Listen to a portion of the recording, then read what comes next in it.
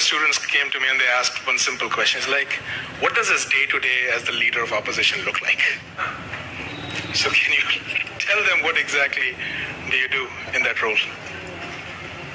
Yeah, first, thank you very much for coming here. It's an honor for me to come, and lovely to see so many people from back home, so many students.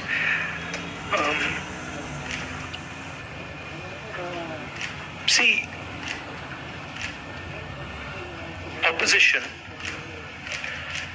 at its heart, is the voice of people. So, if you have parliament, of course, there's a whole sequence of events that go on. But what you're generally thinking about is where and how can I raise issues of the people of India?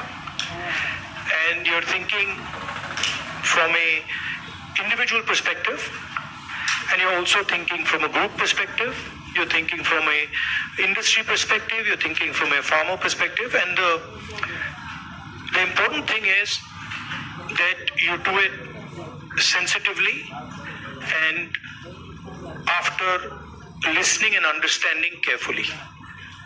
So very often,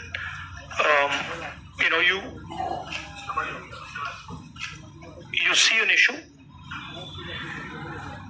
in the beginning.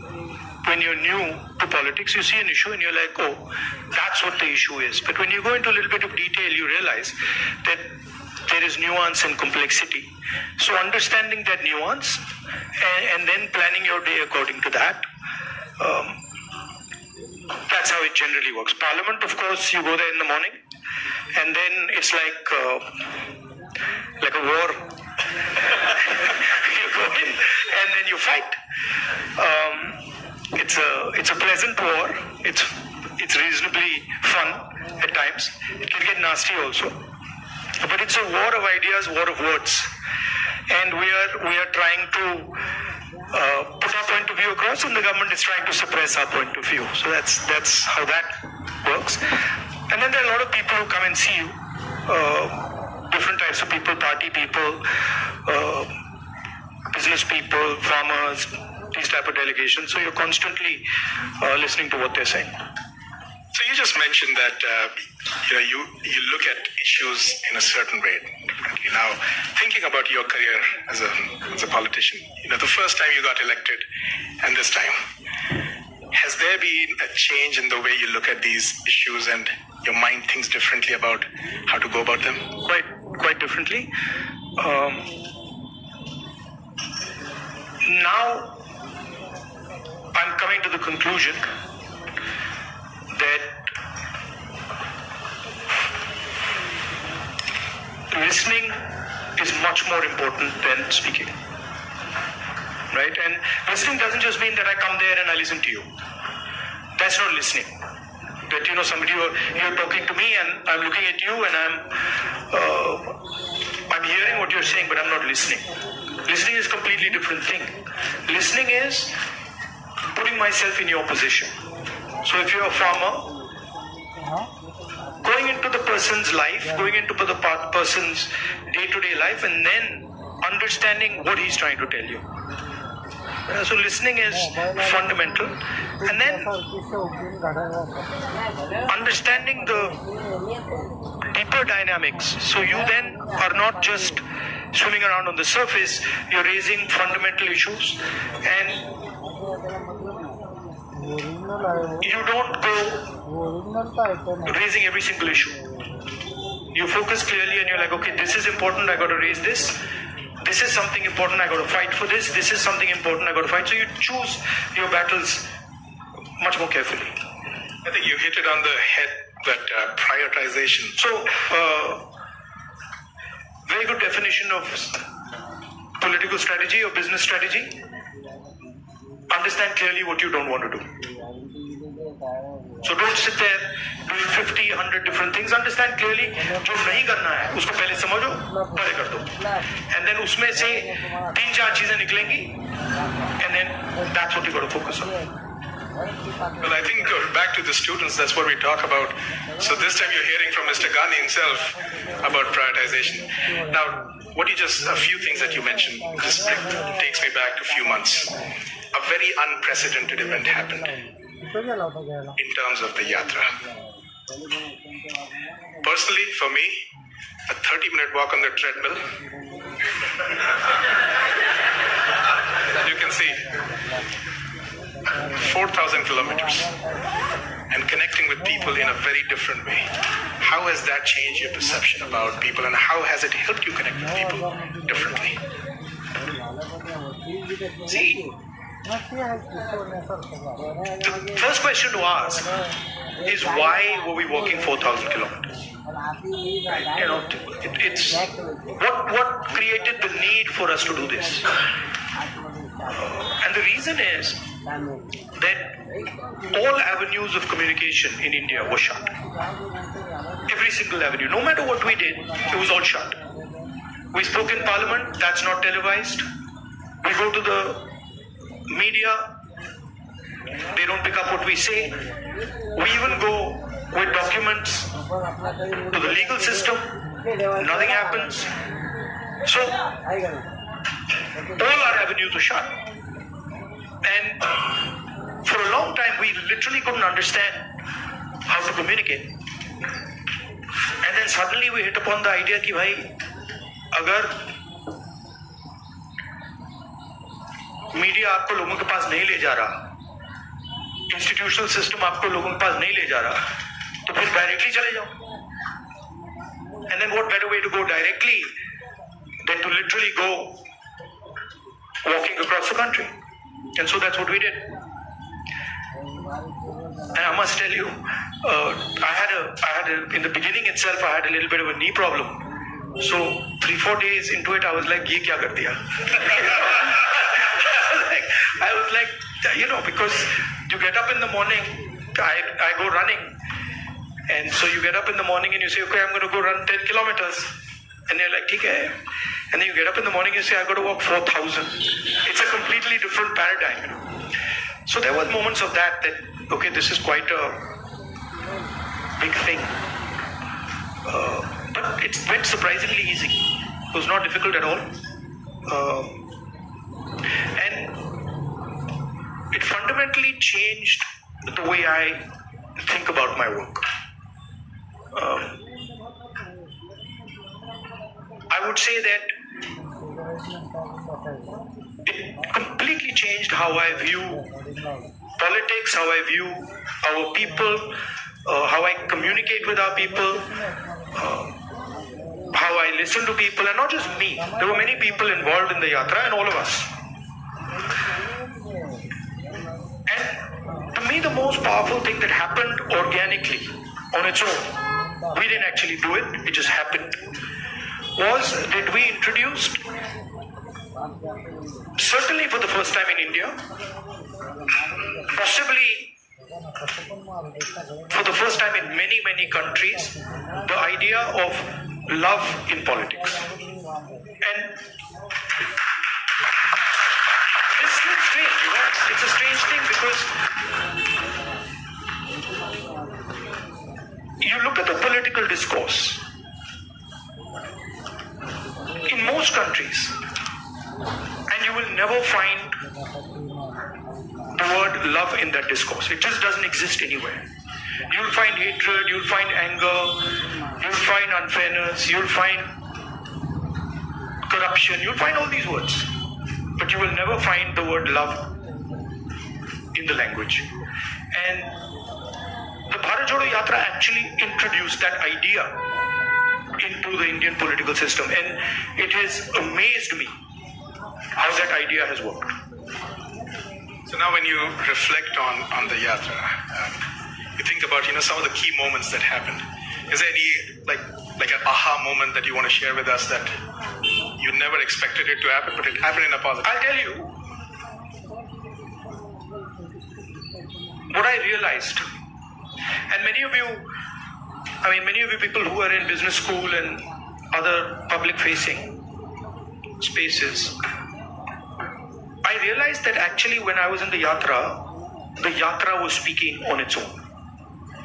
So I realized that I was there, but pretty much everything that was coming out of my mouth was actually coming from the yatra, not for me.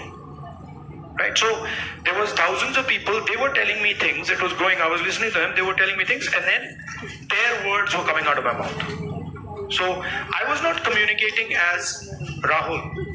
I was communicating as the yatra was communicating.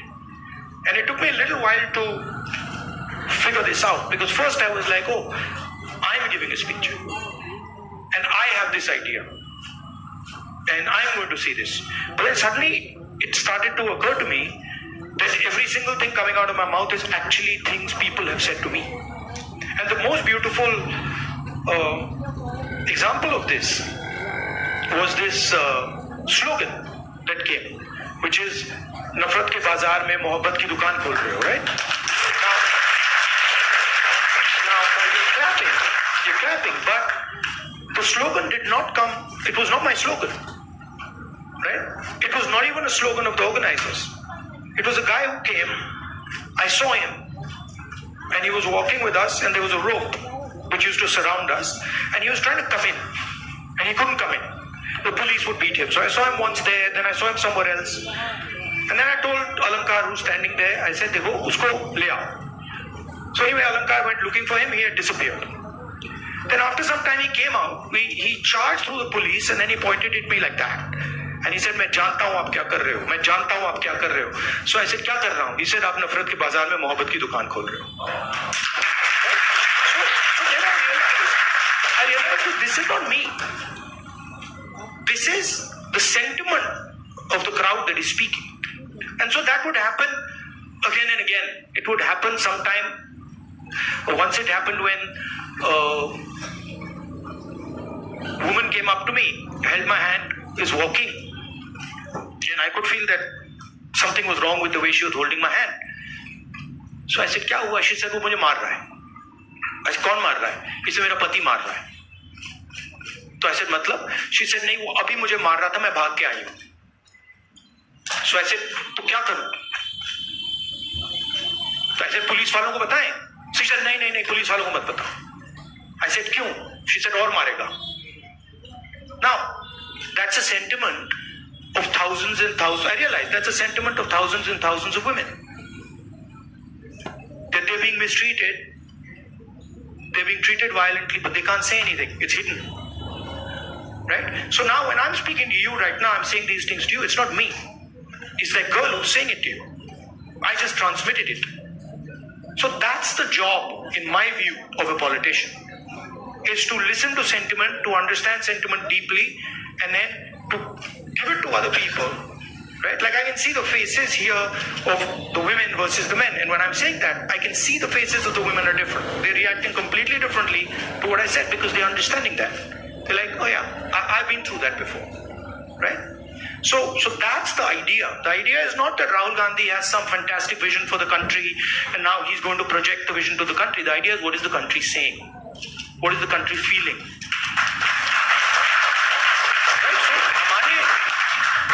In our system, I always used to wonder why this idea of sort of annihilation of the person. You know, if you look at Mahatma Gandhi, you see him in a sense destroying himself. You know, when he's in university, if you see his pictures, they're very nice suit, very nice hair combed. And then slowly you start to see that those things start to fall away. His clothes fall away, his fancy suits fall away, everything falls away. So there's a sort of almost a destruction of the person taking place. And you can see this in many of our leaders. And the reason it's happening is because the person is actually dying and the voice of other people is taking over. Right? I don't know, I'll give you an example. Do you know what Devta means in the term Devta? Do you know what it means? No. No, it doesn't mean God. No, it doesn't mean the deity. So Devta in India actually means a person whose internal feelings are exactly the same as his external expression. Meaning he's a completely transparent being. Right? It does not mean God. So if this person tells me every single thing that he believes or he thinks, and he tells it to me, that's the definition of Devta. Right? It's the idea that you destroy yourself. Right? So to me, that is interesting about our politics. How do you suppress your own ideas? Right? How do you suppress your own fear, or how do you suppress your own greed, or how do you suppress your own ambition and absorb other people's fear, other people's ambition? I think before we go to the next question, this needs a big round of applause.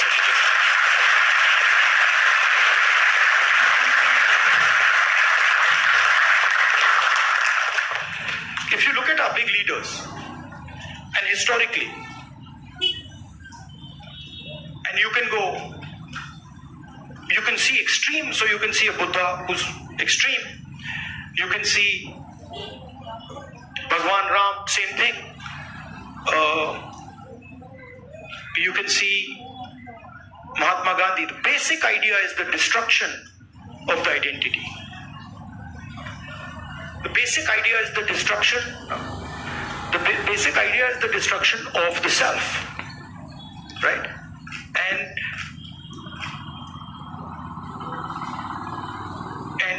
listening to what others are saying. So to me, that's Indian politics. That's the heart of Indian politics, and that's what an Indian leader is. That's how an Indian leader is different than, say, an American leader. An American leader will say to you, listen, we got to go there. I'm going to take you there. Promised land, let's go. Indian leader attacks himself. Gandhi essentially attacked himself. Totally different concept. In some words, in some ways, Bharat Jodo Yatra was an attack on myself. 4,000 kilometers chalna hai, risk hai, goli lag sakti hai, chodo. Let's see what happens. So then that generates a completely different way of thinking and a completely different relationship with people. You know? Idea of Shiva, basically. When they say Shiva is the destroyer, what is he destroying? Himself. That's the idea. Right? He's destroying his ego, he's destroying his structure, he's destroying his beliefs. So Indian political thought, Indian political action is all going inwards. But I mean, I think we might be getting too philosophical. So a good scientist is also that. I agree. Or a good engineer is that. Good yogi is that. In fact, if you're good at pretty much anything, you are destroying yourself in some way. I need a pause for that. One of the important threads in this fabric that we talk about is the youth, and they have a very strong role to play. And especially when you look at US and India, and I see all the students that come in, one of the greatest joys for us here is to work with our students. They just energize us beyond limits.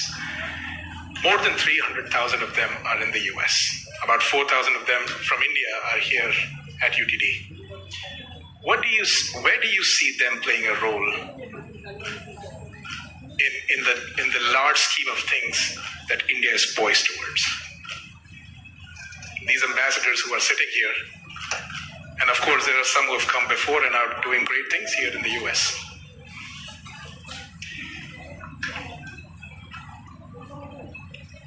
In one way, there you are a bridge between the rest of the world and India. So you have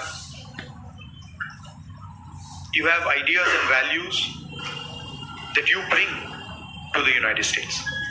And often those ideas and values might not be understood so easily in the United States, right? There's a different cultural ethos, different cultural system here. But your ideas are as valuable as anybody else's. In the same way, they also have a culture, an ethos here. Today I met some young guys just before I came here who came into the United States, not students but people who driving trucks and stuff like that, and they were saying to me, look, I said, what do you like about the United States? And they said that what we love about the United States is the idea of equality, that a truck driver in the United States gets respect, and as a truck driver in India, there's no way I could get respect, right? Equality is a very powerful idea, and it's an idea that can help India in huge ways.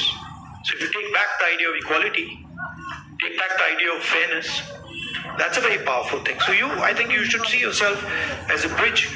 And the other thing is, what I've noticed in my life is that individuals can do huge things. And often it's individuals who you don't expect are going to do big things that do it. So system will say to you, university might say to you, these are the best students. And you'll find that actually the guy who's going to make change is sitting somewhere else in the back. And the university has a way of, making that person feel uncomfortable and said, you're not doing well, your grades are not, you're not getting a 4.0. And then suddenly you find the guy who's not doing so well has done much better in life because he's into the habit of questioning things, asking himself, why is it like this and not like that? And sometimes institutions don't react well to that. If they see you always asking questions, they might say, yeah, disturb kar raha hai isko, chup karo, piche bhejo. So that idea of questioning, that idea of resistance, that idea of being a little disruptive, disturbing a little bit, this is a very powerful idea. I use it in my work also. The idea of creating a disturbance. The Bharat Jodo Yatra was a disturbance. Politics is going on like this, let's disturb it. We don't like the way it's going on, we want to do it like this. So I think that's powerful. If you understand the culture you're operating in, understand your culture, and then have this sense of, how can I do something to bridge it, how can I do something to disturb it, it's powerful. Talking about the same youth, I think the life of anybody who's young and is in some like their 20s, the life is like a soap opera. Every day there is a new challenge, there is something that is the life of somebody who's in his 50s, 60s, 70s. The soap opera continues. It's not that the soap opera stops at 30, let me tell you. In fact, in many ways, the soap opera becomes much more dramatic later. Multiple soap operas start up. But they have concerns. They have concerns about doing well in life. They're starting off maybe a professional career. They have questions about whether they'll do well or not. Employment also happens to be a key area and I feel across the world right now the youth is kind of rippling through that a phase where there are questions about where they will land professionally from an employment perspective. So when we connect any sentence which has the word youth and employment in the same sentence, it's a cause of worry at a lot of places at a lot of different levels. What do you have to say about employment and our youth? See, first of all, let's be clear. Not everywhere on the planet has an employment problem. Okay? The West has an employment problem. India has an employment problem. But there are many countries in the world that don't really have an employment problem. China certainly doesn't have an employment problem. Vietnam doesn't have an employment problem. So there are places on the planet that are not struggling with unemployment. There's a reason. If you look at the United States in the 1940s, 50s and 60s, they were the center of global production. Anything that was made, cars, washing machines, TVs, all made in the United States. production moved from the United States. It went to Korea, it went to Japan, eventually it went to China. And if you look today, China is dominating global production. You go to India, you look at the phones, you look at the furniture, you look at clothes, you see on the back, made in China. That's a fact, right? So what has happened? The West, America, Europe, India have given up on the idea of production and they've handed it to China. The act of production creates jobs. What we do, what the Americans do, what the West does, is we organize consumption. Okay? Uber is organizing consumption. Okay? Foxconn is organizing production. Mahindra organizes production. Bajaj organizes production. These are the guys who create the jobs. And that is the problem. You're never going to employ India using IT, using consumption. It's not going to happen. So India has to think about the act of production and organizing production. And India has to, it's not acceptable that India simply says, okay, manufacturing, what you call manufacturing or production is going to be the preserve of the Chinese, it's going to be the preserve of the Vietnamese, it's going to be the preserve of the Bangladeshis, right? Bangladesh completely outcompetes us in textiles. Regardless of the problems they're facing right now, they wiped us off. They wiped us clean in textiles, right? So we have to reimagine how to produce in a democratic environment. Until we do that, we will face high levels of unemployment. And frankly, it's not sustainable. So you're going to see that if we carry on down this path of forgetting about manufacturing, you're going to see massive social problems coming in India and in the United States and in Europe, right? The polarization of our politics is because of this. We're getting ready to ask a few questions from the audience. Can we have the runners with the mics? But while we do that, Rahulji, in this, what you just spoke about, that even if people are fine with the way their jobs are and they're secured, we have a new challenge in the name of AI. And there's a lot of fears around that AI is going to take jobs away. Do you feel so as well? Again, see, every time you get a new technology, the argument is made that it's going to take jobs away, right? When computers first came, it's going to take jobs away. When calculators first came, it's going to take jobs away. ATMs came, it's going to take jobs away. Okay, this is a fact. Now, what happens is, it does take jobs away from some people and then transfers them to other people, right? So, I'm not of the view that jobs will vanish, but different type of jobs will be created and different types of systems will benefit more or less, right? I think, for example, the IT industry in India is going to have a real big, serious problem because of AI. But I don't really think a Bajaj making scooters is going to have such a big problem, right? So it's going to hit different people differently. It's going to take away some jobs. It's going to add some jobs. And if you're positioned properly, it's an opportunity. And if you're positioned badly, you're in trouble. I mean, I remember Mr. Vajpayee gave a speech that Indians don't need computers, right? And somebody else gave a speech that Indians don't need English. Computers created millions of jobs in India. It's a fact. So it depends. It depends how flexible you are and how well you're looking at the future. Thank you so much. We do have some folks here who would like to ask a few questions, so Can we get a mic here, please? Mr. Shroff, right here. Oh, okay. First, let me ask you two questions. So first of all, thank you for the opportunity. Let's keep it to one question, please. Yeah, yes, one question. So India has a young population. So what are your plans to modernize the education system and bridge the gap between the education system and employability? That is the first question. Let's keep it short, please. Thank you. Ramesh. Should I just answer this one, or you want to get to? Okay.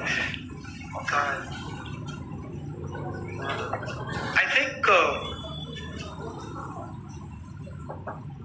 many people say that India has a skills problem. I don't think India has a skills problem. I think India has a skill respect problem. So India doesn't respect people who have skills. But I don't think there's any limit on the skills that are already available in India. Okay. Second, our education system doesn't connect with the business system. So you have a business system that is operating on its own, and you have a sort of ivory tower education system. And the education system in no way connects deeply with the skill structure of India. So I think bridging that gap, linking those two systems of skill and the education system, vocational training, I think is fundamental. I think currently huge problem in the education system is the ideological capture. So, feeding ideology through the education system. Most of our vice chancellors today are placed by the RSS. It's an organization that has a very particular perspective on life, on history, on the future. That's really damaging. Having one organization that is placing all its people in our education system, I think that's damaging. So ensuring that people who run our education system are independent, are not, ideological, or are not committed to sort of a particular way of thinking, I think is important. Thank you. Dr. Gupta. Rahulji, I have a question. What's your vision of creating growth in the industry, manufacturing? No, I don't see. Again, what I think is not as important as what the large mass of Indian people think, right? One problem that you simply cannot solve if you continue on the direction we're on is giving our blue-collar workers jobs. You simply, if you carry on this road, you simply cannot do that, right? The only way you're going to give our large mass of people jobs is if you start producing things, if you start manufacturing. And the foundation of manufacturing, you don't just start manufacturing cell phones, right? It is a sequence, right? So you have to go up the value chain if you want to manufacture. A lot of people say, oh no, you can manufacture cell phones directly. Well, cell phones are not being manufactured in India. Cell phones are being assembled in India. It's a different thing. Meaning components are coming from China and those components are being assembled in India, right? The reason China can develop those components is because they have a huge infrastructure that has manufactured many different things, many different types of things before. So you cannot get away from that basic stuff. And I think you have to have a vision for production. For example, our GST is designed against production. It rewards consumption, it punishes production. States that produce are harmed, right? Large monopolies huge monopolies harm production, right? They influence the policy regime so that players cannot produce. So these are some of the things that you would have to look at if you want India to start producing. I'm convinced India can produce with no problem. I'm convinced that India can take on China if you start aligning the country for production and if you start respecting skills. I'm absolutely convinced of it. And states like Tamil Nadu have already shown it. And it's not that Indian states have not done it. Pune has shown it, Maharashtra has shown it, Tamil Nadu has shown it, Karnataka to an extent has shown it. Right? So it is being done, but it's not being done at the scale and with the coordination that it needs to be done. I'll give you an example. You take any district in India, you will find that there is a historical network that produces there. You go to Moradabad, you will find brass, right? You go to Mirzapur, you will find carpets. You go to Bellary, you will find jeans. So each district has a traditional network of production. Now, how much support are those people getting? You want to create a brass industry, create it in Moradabad.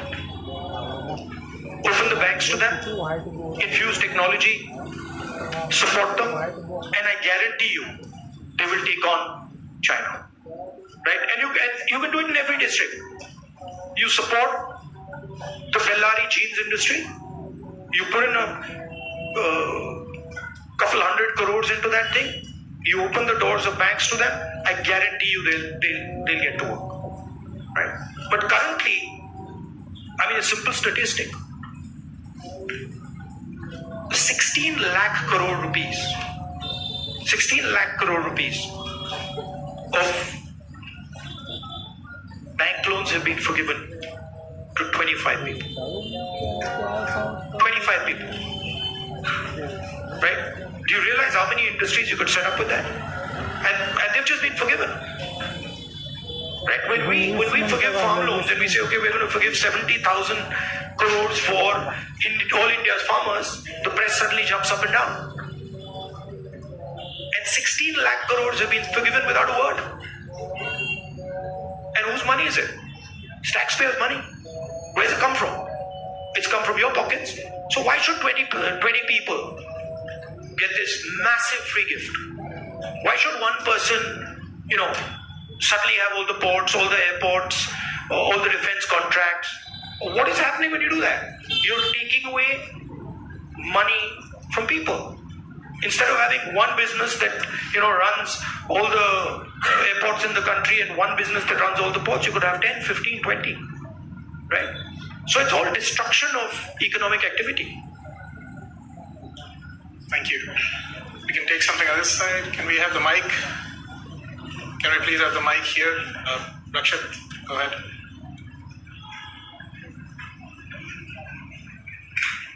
Hello, Rahulji. My name is Rakshit. First of all, thank you so much for being here. We feel so privileged. So my question is, how do you think we as students and youth contribute to and get involved in public service and the development of our country? Come and work with us. We can. But we realize that it's not a. Neither is it easy, and it's not fun all the time. It can be unpleasant. It can be hard, but it's got its. You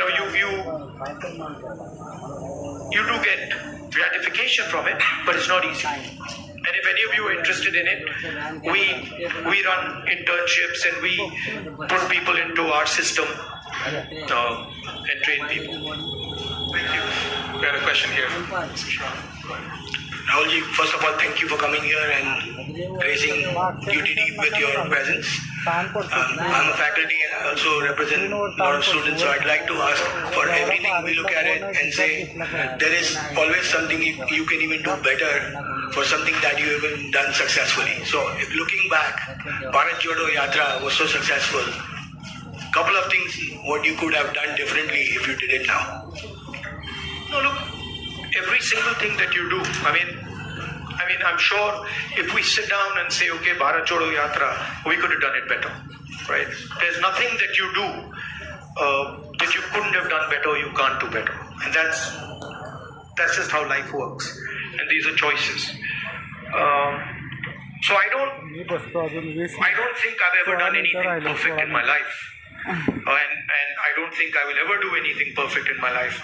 But it's a learning experience, right? So you start off, you try something, doesn't work, you do it again, then it works. Yeah. Thank you. Take another question. One thing that I didn't think was important, because of something my father said to me once, which is strange, which turns out is quite important, which is that once my father told me, look, you know, if you work properly, you don't need to tell anybody about it. Work speaks for itself. But it's actually not true. It's a strange thing. It's not true. You've got to communicate it. And the one thing I have fundamentally changed is that earlier I would do something and I wouldn't communicate it. And now I do something and I communicate it. It's not actually my nature. My nature is actually just to do it and not communicate it. But I think it is important that you communicate. Yeah.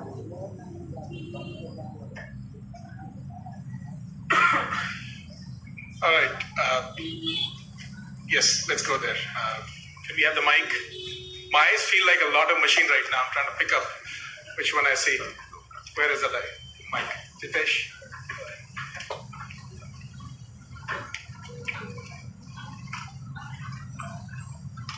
Thank you, Rahulji. So, as my friend Rakshit was saying, like public into service or public into politics, which one you prefer? Like one Indian youth should be more into service or like completely into politics? Look, don't have a rigid idea of what political action is.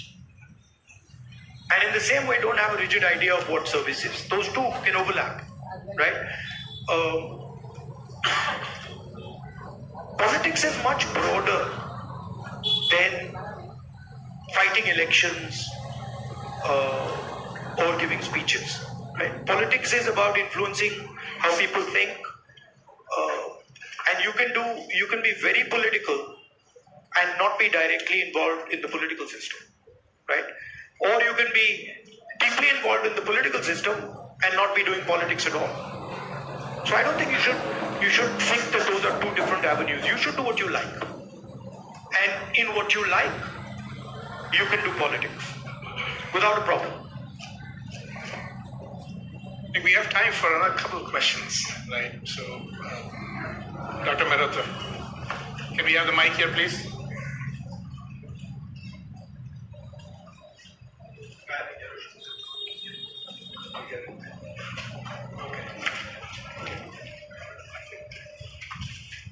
First off, thanks a lot for being here. It's a rare opportunity and we are truly grateful.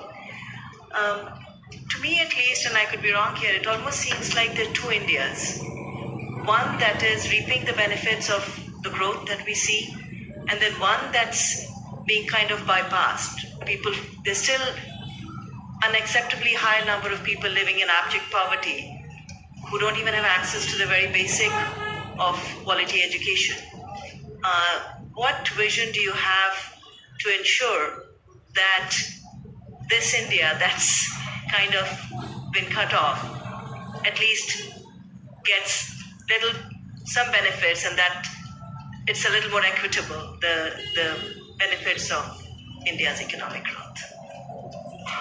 There are clearly two Indias, and very small percentage of people benefit from India. The vast majority of people don't benefit from it. And if anybody talks about building a country, talks about progress, You simply cannot ignore this fact, right? If you look at our institutions, our businesses, our legal system, anywhere, you will find that it's captured by a very, very small percentage of people. Now, one of the things that I keep saying is that in the 21st century, you need data. And you need to understand the extent of this capture. I think when people actually understand the extent of this capture, they will be shocked, right? And so, for example, the idea of a caste census is a way of shining the light on this capture. Right? It amazes me when people say, oh, there shouldn't be a caste census. It's like saying his leg is broken and there shouldn't be an X-ray. Why not? Right? What's the problem? What's the problem with an X-ray? Second thing is the issue of skill, right? You've heard of the Eklavya story? You've heard of the Eklavya story? If you want to pin down what is happening in India, it is millions and millions of Eklavya stories every single day. The people with skill, their thumbs are being cut off. They're not being allowed to operate. They're not being allowed to thrive. And it's happening across the board. So, respect for skills, supporting skills financially through technology, that's how you'll unleash India's power. You're not going to unleash India's power by empowering 1%, 2% of India. And, it's not interesting for me. So, I'm very passionate about this. I'll give you an example. Sometime back, when we were in government, we were talking about skill development. And the gentleman who was running, he was appointed by Manmohan Singh Ji for skill development. He came to see me. And we were having a conversation. And he was explaining to me how he was going to build ITIs. And he was going to put trainers inside ITIs. For plumbing, for hair cutting, for carpentry, for stuff like that. And I was listening to him. And I asked him a question. And what I said was, look, you're building these ITIs. And I gave him an example. I said, let's say you want to train 1 million barbers. Now, in your model, what you're going to do is you're going to have these ITIs, 1,000 of them across the country, and you'll train these barbers. But that's not where the barbers' skills lie. That ITI is not where the barbers' skills are. The barbers' skills are with the barbers. So I said to him, why don't you do this? Why don't you set up certification centers? And then go to every single barber in India and say, listen, this is what we'd like you to train. For every guy you send to our certification center, we'll give you X amount of rupees. So let's say you have, 1 million barbers in India. You go to 1 million barbers and you say, you guys have the skills. We want to train barbers. And now start training barbers. And for every guy you train, send him to the certification center. And the moment we find that he's certified and he has been sent by you, we pay you. How long will it take you to 1 million barbers? 2 months? 3 months? Right? He just looked at me as if I was crazy. Right? Because for him, the skill isn't there. The skill isn't the ITI. But actually the skill is with the barbers, with the plumbers, with the carpenters. Those guys have the skill. That's the skill network. So why are you not using it to train? Just recently I was driving past Sultanpur and I walked up to this shoemaker. It was amazing because the guy says to me, I said, what's your biggest problem? He says, I've been working here for 40 years and nobody has ever respected me. He says to me, the only man who has ever respected me is my father. Right? So I was thinking, thinking about this. And then he says to me, there was this scheme. And they said that, they've got this scheme for shoemakers. It was in Lucknow somewhere. So he says, so I, went to Lucknow. And I said, so what did they do? They said, they're going to teach me how to make shoes. He says, but I've been making shoes for 40 years. And I could teach those people how to make shoes. Right? So it's a fundamental disconnect with where the skills are. There's no shortage of skills in India. There's shortage of respect of skills in India. So you want to find the best carpenters in the world, they're sitting in India. But nobody respects their skill. Nobody actually tells them we believe in you and we want you to build something. Right? So you can't build industry without respecting skill. Thank you. Maybe we are in time for one last question. So the lady here in the stripes, can we get the mic to her?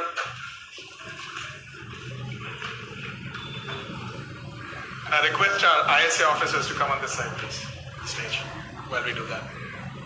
Go ahead. So as we all know, the female labor participation in India is quite abysmally low, and no country can ever progress or become developed with only 50% of their population working. So what would Mr. Gandhi's plan be for increasing our labor participation? Not just labor participation. It starts with a bad attitude that Indian males have towards women. And I don't mean every single Indian male, but a large number of Indian males' attitudes towards women is just, it's ridiculous, right? So it starts there. And it's a particular way of thinking about women. And you see it. We see it in the political system. We see it in the business system. We see it everywhere. So I'm very big, number one, on political participation of women. Reservation bill to start with. Ensuring that women get into business. Ensuring that women are supported financially if they want to open their business. And then making sure that it is made easier for women to participate, right? Women have their own particular issues that you need to take care of before they can start to participate. So I think the first thing is of thinking of women the same way you think of men, right? That they can do anything men can do, if not better, and that they are equal and better in many, many things.